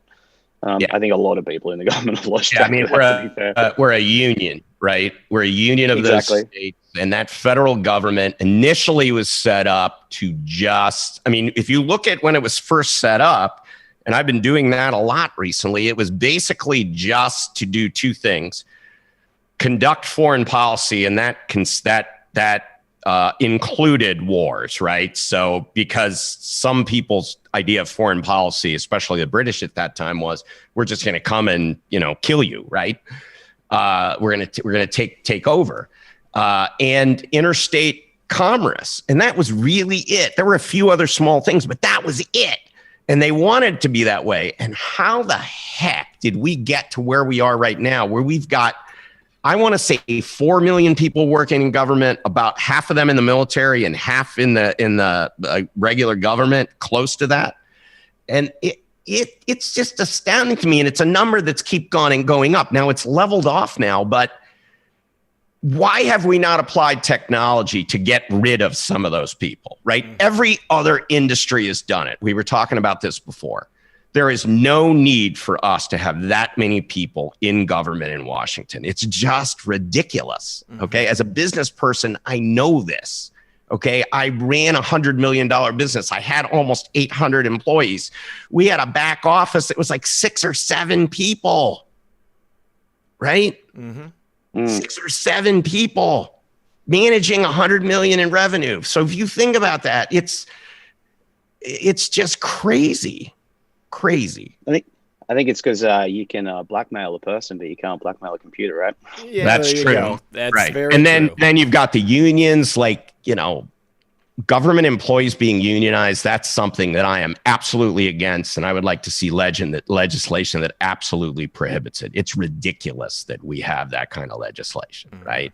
Yeah. And the other thing is, when the government shuts down, people shouldn't get paid. I'm sorry, but if the folks in the Congress, in the House and the Senate, are too incapable of figuring out how to get a budget in place, well, the administrative and the legislative branch are too incapable of getting a budget in place, and like you would have in your home or in your business, we should shut it down and no one gets paid. And nobody should get paid. President, folks in the House, folks in the Senate, nobody. And none of this catch-up garbage, right? It's like, we know we could be down for 6 months, but we're going to get paid back. No, it shouldn't work that way. That's ridiculous. And there's no incentive to get government back on track. And I mean, there's no other industry is going to do that. Look at how many people lost jobs, how many people lost their homes during this situation with this scamdemic. And, it just doesn't make any sense to me either how they can justify spending our money, which we're no longer making as a result of them being shut down. Right. Yeah. All right, Quips, any I was about to any say the same follow-ups? thing with Corona. No, I was just about to say the same thing with Corona. The hypocrisy is rife, right? They're just, state legislatively mandating businesses all around the world to forgo profit while they give themselves these little loopholes and backdoors. Right. It's not fair in the They're slightest. getting paid the whole time. Right. None of those people in government that are issuing these mandates have missed a single paycheck. That's what everybody needs to understand. They haven't missed a single paycheck. Doesn't make any Landlord sense. screeching across the country. But so I don't want to take any more time. There's probably some actual people from Ohio waiting to get in the call. But happy birthday once again. Thanks, From Quips. the future, Red Pill. Hey, I know you're going to go to Massachusetts, but give Ohio a thought, man. I'm not. I don't know where I'm going to go. And Ohio definitely has a thought. Definitely, if you get Cost of living here is 22. probably half of what it is in Massachusetts. Yeah, I would assume so. Yeah. So, but very good luck with very much good luck with your Thanks a lot. your run. Thanks a lot, Quips. I hope you get there. You've been a lot more candid than I thought you'd be, and I appreciate your. What does that mean? Well, you're honest, upfront. Yeah, all of these things, salt of the earth. Thank you. I guess. Yeah. All right. Thank you very much. Quips. Thanks, buddy. I appreciate you. See you, Red Pill. Love you, brother. Yep, love you too, brother. Have a good night. Oh, man, love that that meme there, too. Okay, so I got to follow up on something from Gino. He wanted me to show the deaths from comorbidities for this. Now, here's what's really interesting. 94% of deaths that were positives for CV-19 had comorbidities. So only 6% of all deaths were strictly CV-19. And then if you take a look at these total numbers, you've got, the numbers of people who died in that involved the healthcare setting or the nursing home. So it looks like the most dangerous place you could possibly be if you were a positive test was either in a nursing home or directly in a hospital. And obviously, we've heard some real horror stories coming out from that stuff. So thank you, Gino, for bringing that to our attention. Also, Lisa, thank you very much for that donation. I appreciate it. And let's see. Also from Rhonda. Rhonda says, thanks for keeping it positive. You can always bet that I will, because I can always see the light at the end of the tunnel. Also to Brenda. Thank you very much, Brenda. I appreciate that. And then there was just a couple more. I want to get to these before they disappear on me. Let's see. Claire said, happy birthday. William says, happy birthday. God bless. You are a blessing. Thank you very much. I appreciate that, William.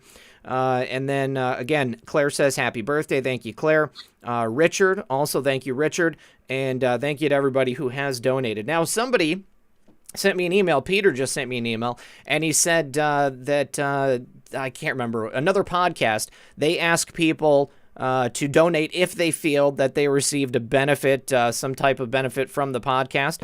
And I mean, it makes a lot of sense. I mean, if everybody out there is listening and you think that there was some value in what you've watched here and you're able to donate, then, think about it like that. So thank you to everybody who is supporting the show. Now, we did get a question from the audience and from Slipster's videos. He wants to know if you are aware of our favorite Anon, of QAnon, and what is your opinion? Say that again. Our favorite. Oh, I say our favorite, like QAnon, so that I can get around the YouTube censors. But I say our favorite Anon. Okay. So let me just put it to you this way, because you probably realize that is a loaded question for a candidate, right? Yep. So if you say, I believe, you're painted as some right-wing crazy. If you don't believe, all the people that are watching tonight say, I'm not going to vote for this guy. Sure, yeah. Let me explain it this way. I believe that at a minimum, it is a construct for that small piece of the anti-deep state that are working the system both legally and ethically to fix the problems that they have encountered. So what do I mean by that? If you're a deep stater, you have no problem leaking stuff to the press and leaking to Congress and falsifying emails like Klein Smith did or things of that nature. I have spent a lot of time with folks who have top secret clearances, family functions, company functions, things like that. These folks are rock solid. They are men and women who are patriots and they believe in mission first. Okay. They are not going to compromise their ethics or their oath or their security clearance, even if it's fighting an internal enemy. Sure. Right. So let me give you an example. Let's say a level 13 employee, almost management, but not really, has a boss. He sees something going on, but he doesn't trust his boss, right? It may take him or her 3 months to get into a situation where they can talk to someone and give them the hint that they know something that that person would like to know. Right. So think of it this way. Let's say there's only 3 levels. So there's an entry level person or a non-management person, a manager, and Mike Rogers in the NSA. Right. That person is waiting for the time with Mike Rogers. That person just can't blurt it out at a meeting, but that person might say something. And we've got to hope that a guy like Mike Rogers is going to go, wait a minute. I wasn't expecting to hear that. There's something to that. And I need to talk to that person, right? Mike Rogers, busy guy. It might be 3 months before he has 30 minutes on his schedule to get that person in to talk to him about what it is. Guaranteed, though, if that person had something spectacular that was a real problem, Mike Rogers would take care of it as soon as he could, right? So I think it's why this has taken as long as it has, because it makes no sense to people that I've met that are true patriots that are in those intelligence organizations. They are not going to compromise their integrity or their top secret clearance, which is their career. They're going to do it the right way, and doing it the right way takes a heck of a lot more time than doing it the wrong way. Right? Absolutely. Yeah. Okay. So you got to read between the lines, but that's at a minimum. Okay. I want to stress that at a minimum, that's what I believe is going on right now. Okay. Yeah. Okay. I'm picking up what you're laying down. All right. Love by the Moon is on the line. Love by the Moon, go ahead and unmute and we can get your question. How are you tonight? Very well. How are you? Excellent. No complaints. No complaints. What's on your mind? Okay. Well, I guess I wanted to say something, then I had a couple of quick questions. You know, I won't stay on forever. That way it can be like easy answers for him. Okay. First of all, I guess, why aren't people talking that we kind of like basically are at the tail end of the second wave, quote unquote? Why are they saying it's going to happen when it's already happened? And this is verifiable by the medical community. That disturbs me. And if somebody says one more time, I just got to get this off my chest. The new norm, I think I'm going to regurgitate on the next person that says that. Because nothing is normal and nothing is all right about any of this. So now that I got that off my chest, because God, that makes me mad. You and 70 or 80 million people. Yep, exactly. Seriously, I haven't talked to anybody that's like-minded that doesn't feel exactly like you do. Well, yeah, and the ridiculous thing is that a lot of people don't know that second wave is already, they're either at the tail end or it's past us. I completely agree. You know, and I mean, just looking at those numbers from the CDC, and I know a lot of people were saying that the CDC is deep state, but I mean, these are the numbers that they put out themselves. And I mean, you can tell just from looking at the graph and, you know, I mean, not only that, but anecdotally, you know, people in the real world, I mean, this is just not something that is still affecting people on a regular basis. I mean, they've got it handled. And we're going into the fall now. So, you know, I mean, President Trump had said that it was just going to end up disappearing because, I mean, by the nature of the sickness, I mean, whatever is there, it doesn't behave or doesn't stick around under certain temperature conditions. And we're now going to be entering into those conditions yet again. So the other thing is, everybody who has an interest should Google Mueller's ratchet. Okay, Mueller's ratchet, and it is it talks about the mutations and evolution of species, but also viruses and what happens. And this thing is basically burning itself out. It mutates into less and less effective, a less and less effective virus, because it has to do that to be able to get fed and reproduce. Yeah, that's true. Google Mueller's ratchet, and it's a lot of technical stuff, but if you can find something that kind of breaks it down in layman's terms, you'll see exactly what is happening right now. I just dropped something into the chat from biomedicine.com on Mueller's ratchet. If you guys want to go ahead and look at it, and I'll check it out myself. All right, Love by the Moon, keep going. All right, so here's my questions, and I'm going to spit them out real quick, sir. Okay. 1, pro-life, pro-choice. 2, what about the psychiatric and psychological community? When are they going to get their crap together and stop medicating people with pills? 3, how do you personally feel about Miss Michigan? And I'm not talking Miss Michigan. I'm talking about my favorite flying groomer. How do you, and I know that's not nice, so, Nitwit Whitmer. Yeah, and her new Rona, little red tentacle icon with the sunglasses on, that she spent $5 million on, which is irreprehensible to me. What is that? She.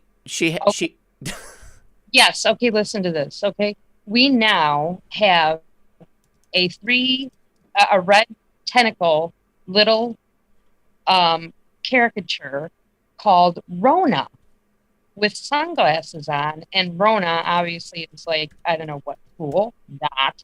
And she spent $5 million of the taxpayers' money on this BS. I just can't talk about that anymore. I just can't even believe an adult would actually take a cartoon character from a flippin', virus. I don't know. Grow up, lady. This is like a public advertising campaign. Yeah, brainwashing for the children. Yeah. It's you mess with the kids, you mess with the older people, you mess with the unborn.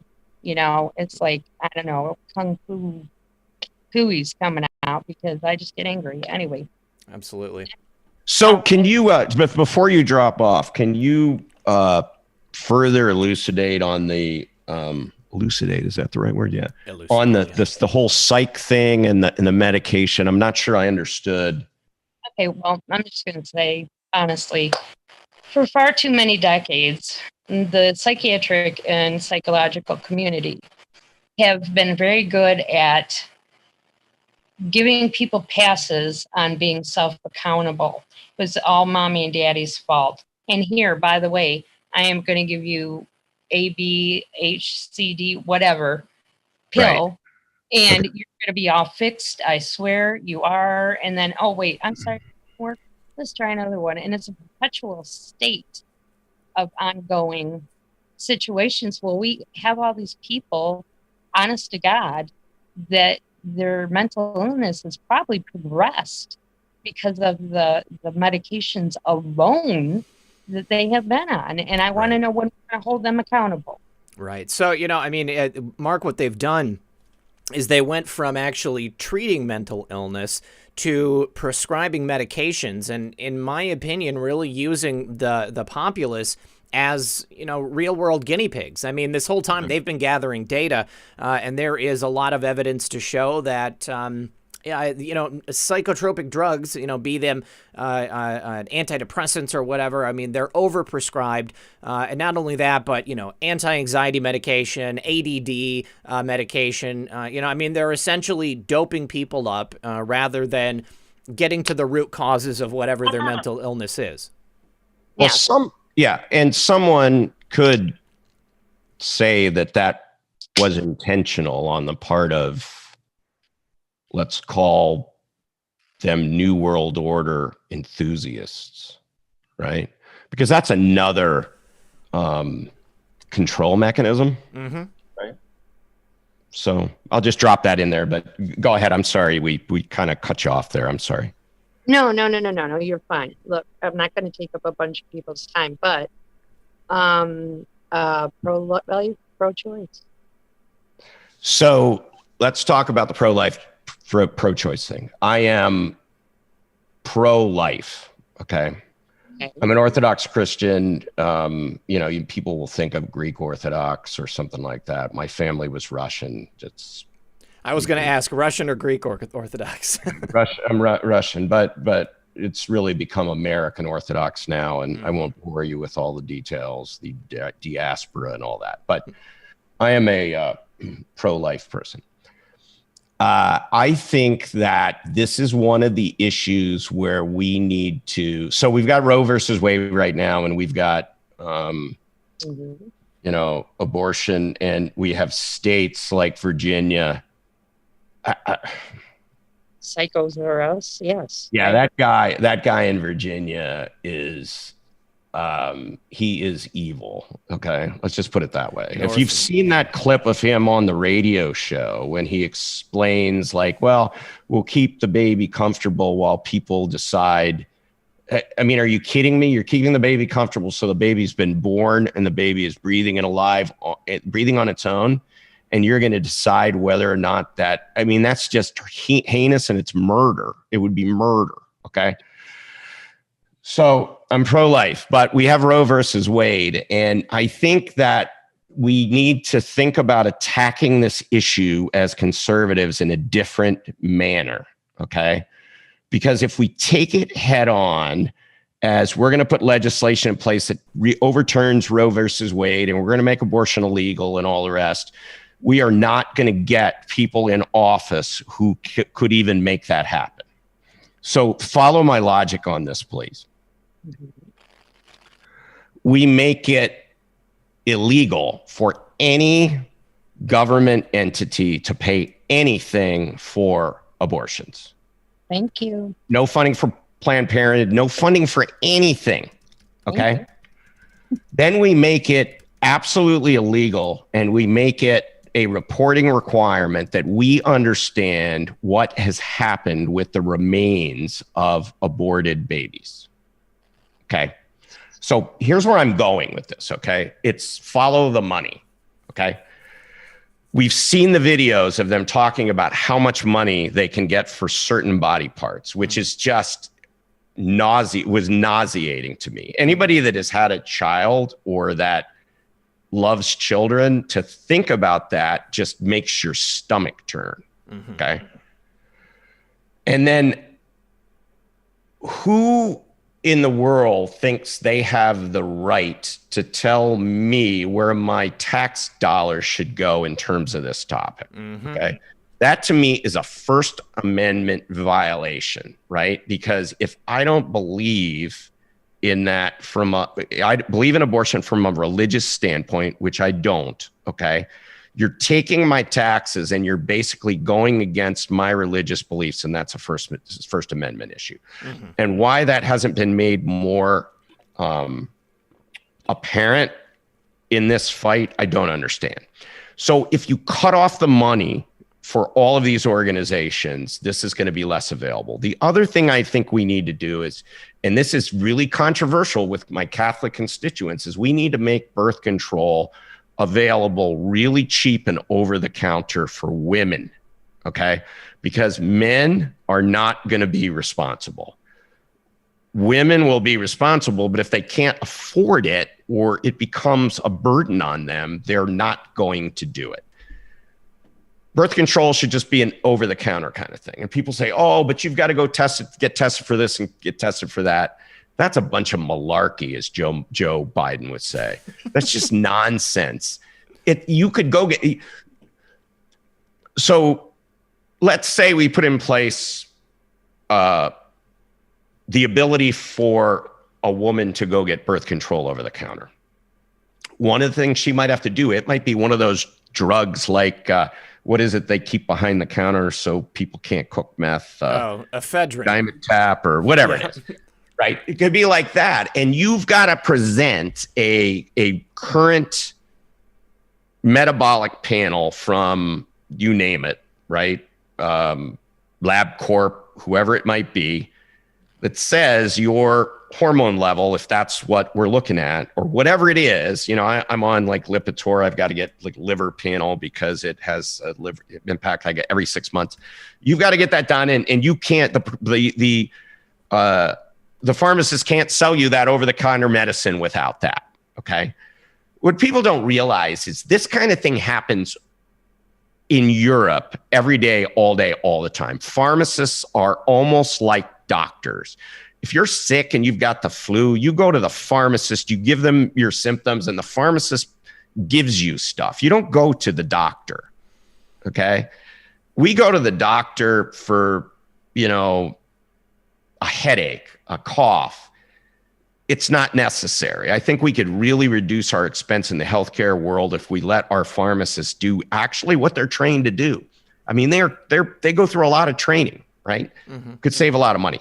So you try to, so getting to the root cause is you try to avoid an unwanted pregnancy by using the technology we have out there, which may be abhorrent to some devout Catholics, but I'm sorry, sometimes, you know, you gotta compromise on a few things to get the end result that makes sense for you.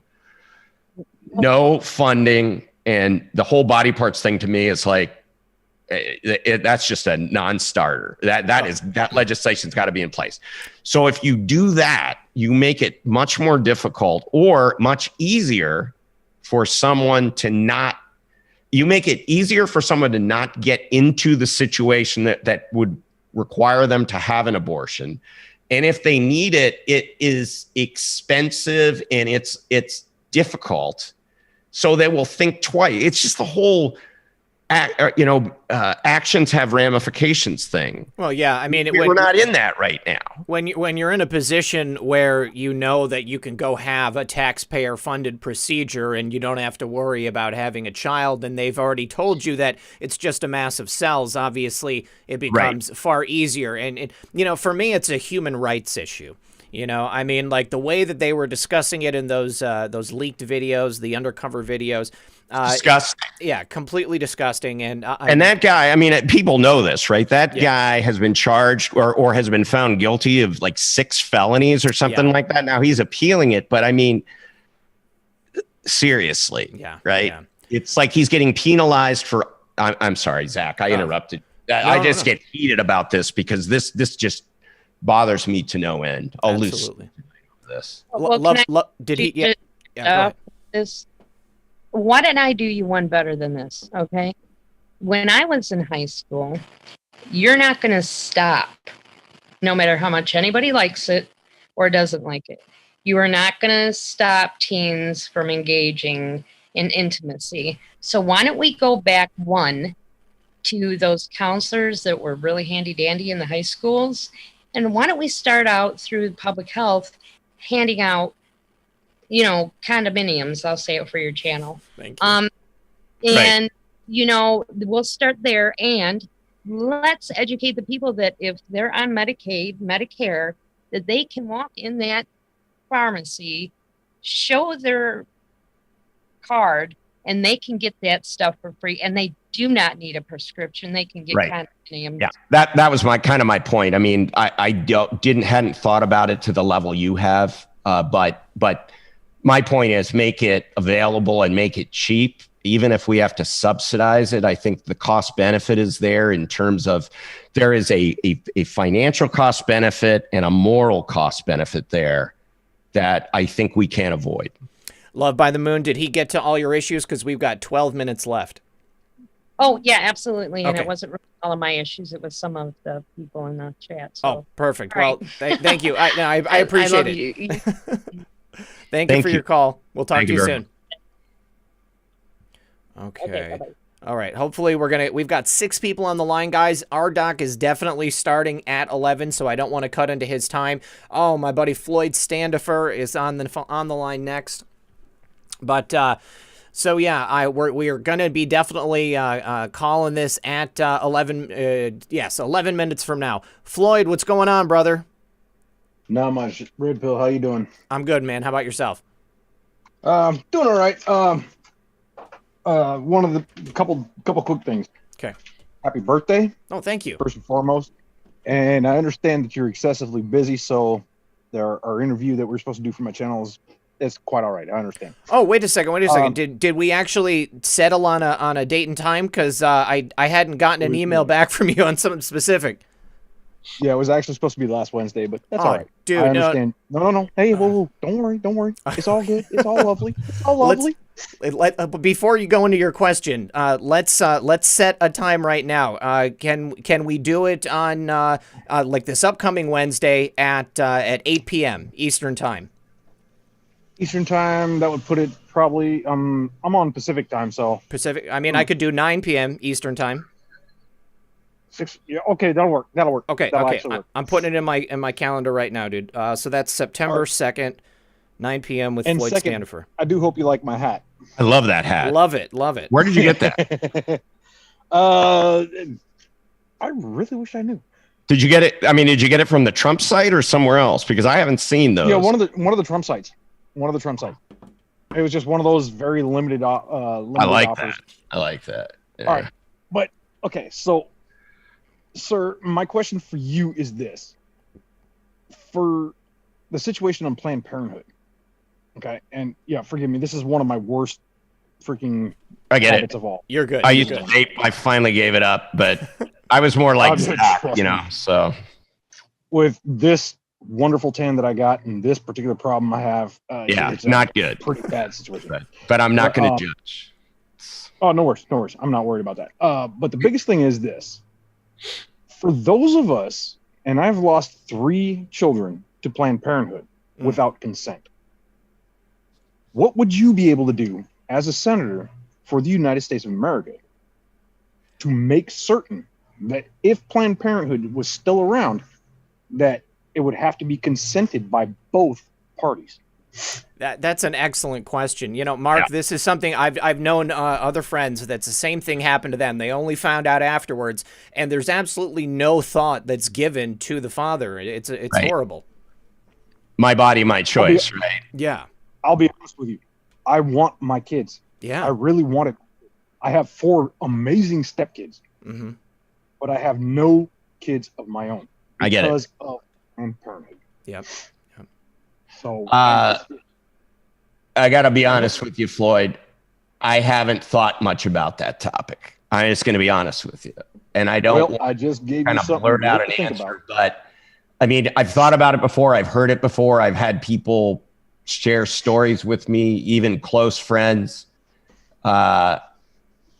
In some cases, gut wrenching, right? That they were just. I don't even know how to explain it.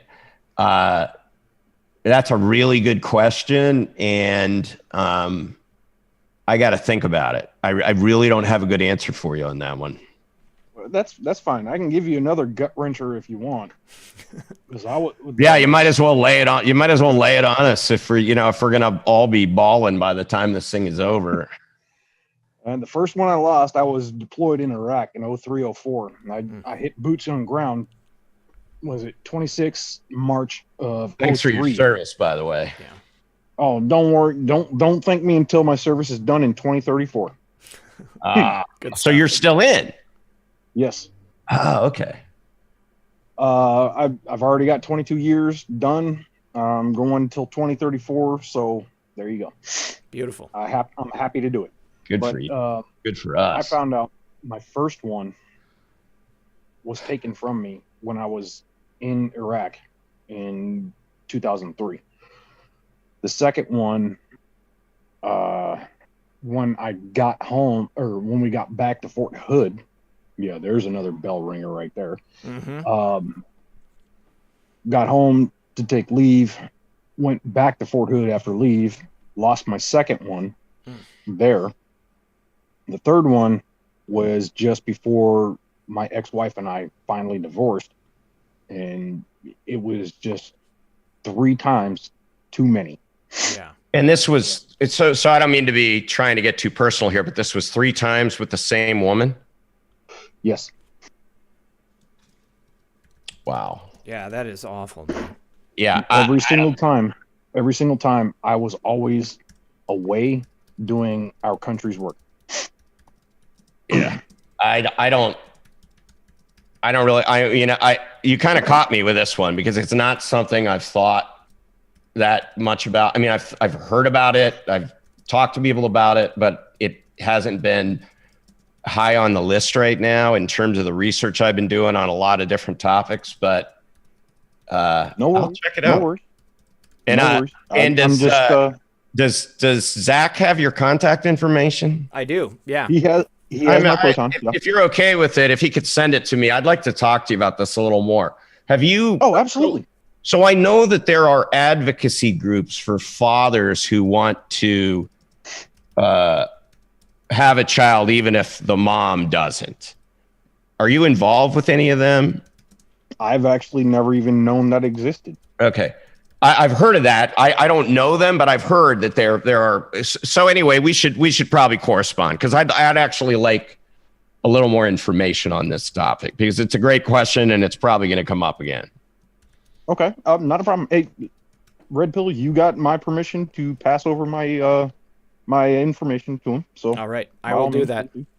I will do that. And then, Floyd, again, man, I cannot apologize enough, brother. I'm looking forward to actually doing a sit down. Hey, Zach, no worries, man. No worries, because right. I already understand you are an excessively busy man. So I'm unbelievably happy that you even did what you did for me. So all right, man. That's all I can say. Well, I appreciate you so much, Floyd. Thanks for your call, brother. And I'll have you guys connected after the show. Okay. Thanks, Floyd. Appreciate it. You're welcome. All right. Talk to you You're soon, very brother. welcome. Have a great night. You too. Bye-bye. All right, let's go ahead and grab at least one more. Let's see. We've got Aaron Moriarty coming in. Aaron Moriarty. Aaron, how are you, brother? Well, if I was doing any better, Red Pill, I'd be you. Hey, man, this is the life. Glad to be here. So what's on your mind? This will be really quick. I know you got no time. Mark, here's a tip to help you in your campaigning. Use memes. Go to Teespring, make some meme t-shirts. Memes are very powerful. You can convey your message in just a couple words and a picture. So use memes. I had another idea for to help to have fewer abortions possibly and to change the law. Make it so that if a baby is aborted, the baby has to be buried like a real person. Yeah. They are.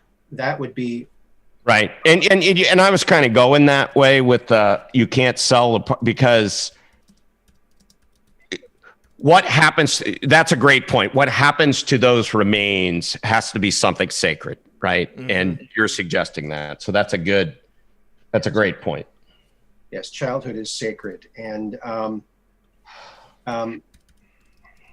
also, memes, you always, the favorite anon. And as far as filming in the halls of Congress, even in the elevators, because apartment buildings have cameras in the elevators too. Right. I think that would be a great thing. I think everywhere. I'm totally with you there. I'm talking about everywhere. Okay. It should be.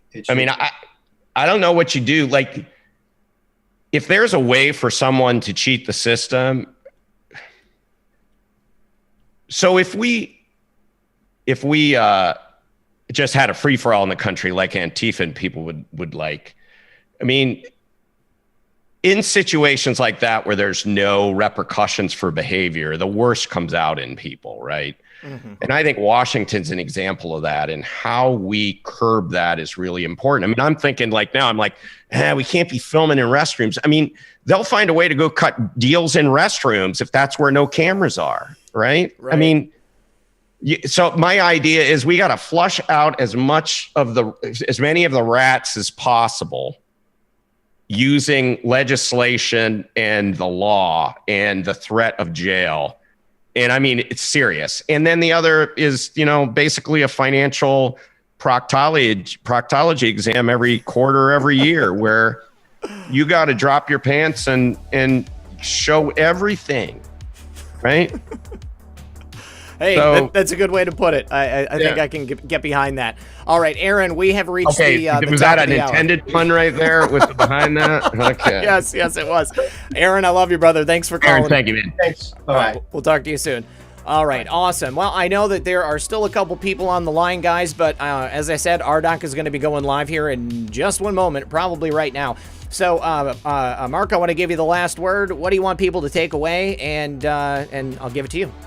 So it's more important for me right now, if people are behind what I'm doing, I need followers on Twitter. I've got, will this come about the right way? Or we... No, it's coming through. Yep. And now, Is it coming through the right way? Yeah, it's coming through the right way. All of your links are in the description of the video. Okay, so, cool. Yeah. All right. So cool. So I need followers and need to get the word out. I'm not so much worried about money. I do want to start a 4 million contributors for $1. It's more important for me to have numbers of people than money right now. Yeah. And maybe forever. If I had enough followers, I wouldn't need the money, right? It's Sure. what the money is being spent for. So that's really it. And I would just appreciate, you can go on Twitter, you can DM me. My DMs are open. If you've got ideas, if you've got complaints, if you've got, thoughts about what we've talked about, I'd love to hear from you. If there are other issues we haven't talked about, I'd be glad to explore them. And I really, Zach, I got to say, I really appreciate the time that you've given me here. This is, golden stuff. Awesome. You're the best. So thank you very much. Well, Mark, I want to thank you for coming on the show tonight. I had a great time. I know that looks like the audience did as well. And I'm sure that you will be back because we've got 2 years until the election. So we're going to stay up to date with you and see what's going on. Yeah. Thanks a lot. So Happy thank you. birthday. Oh, thank you very much, man. And thank you to everybody in the chat. I appreciate you guys for being here.